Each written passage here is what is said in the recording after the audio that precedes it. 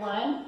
Yesterday we focused on shoulders. Today I'm going to do a couple of stretches that are really great for your calves and your hamstrings, okay? So this is based on a contract and release model that we know to be effective at getting more intense stretches. So you'll take a chair or something that you can hold on to comfortably, and you're going to step your right foot back, your hips are square, and go back until you can find what we call a 5 on a 1 to 10 scale in terms of intensity here, okay? So allow that to happen into that back calf, and then once you find that, it's like you're stepping on the accelerator with your right foot. You're going to lift that heel up just a scoosh. About 5 breaths there, about 30% intensity. Now relax the contraction, take an inhale, and see if you can go back just a little deeper, right? So it's going to probably be about, a little bit, an inch or two further back. You should feel that that really wakes up the back of your calf, the soleus, which is the deepest calf muscle. Right? If you come in, if you feel any pain or discomfort, I want you to come out of it, of course, take care of yourself. But the research we know really shows that this intensifies and it prolongs the stretch if we hold it for about 15 or 20 breaths. Now, if you want to get a little deeper into your Achilles tendon, then you can bend that right knee. Ooh, and you can feel how that really shoots that back down a little deeper. Yeah. Ooh. The soleus is often called the second heart because it has a direct connection to your cardiovascular system. And when it gets tight, it can lead to heart problems. It also leads to shuffling as we get older. And slowly back that out, and let's change sides.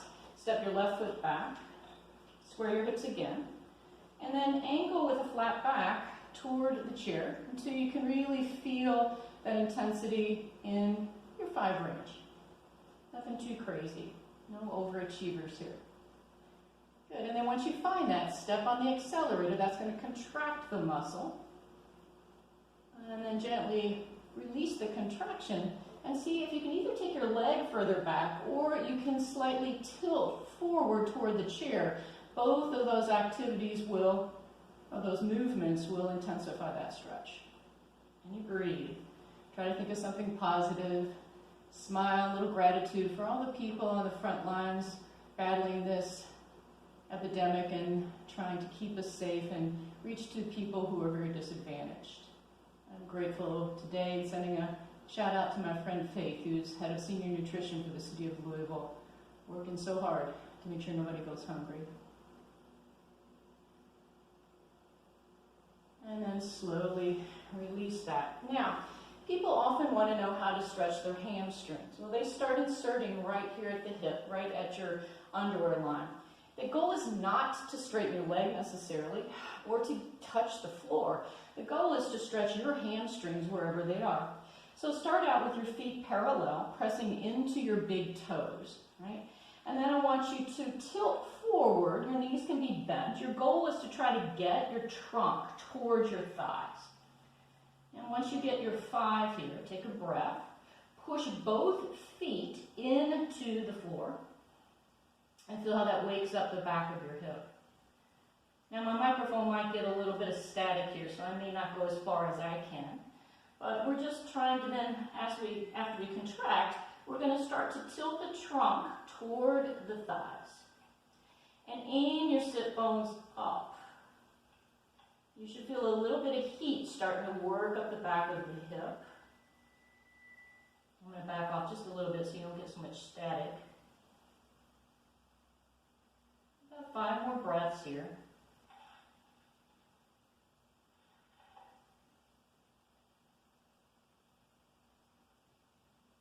And then slowly release. An alternate position for people who may have a little bit of back pain is to take your foot up on a chair and pull your toes back towards you as you start to hinge forward. Now make sure that you're not just straightening your leg by hyperextending the back of the knee. That's a more superficial muscle that is easy to access. We want to get into the deeper 2-joint muscle of the hamstring. And so you would go through the same process here. Notice that I'm trying to keep a flat back, not rounding, for those of you who have osteoporosis especially. And then you would switch to the other leg and hinging over that. Also just do 2 stretches. You could do the first one that we just did, and then try this one. Good, so keep flexible out there. Thanks so much for joining us. Until we meet again in person, I'll bid you adieu, and then please check our Facebook and our website, because we will be starting a regular class, not all of it, but a regular class schedule next week. We'll continue with our free classes through Sunday. Thanks so much. Bye-bye.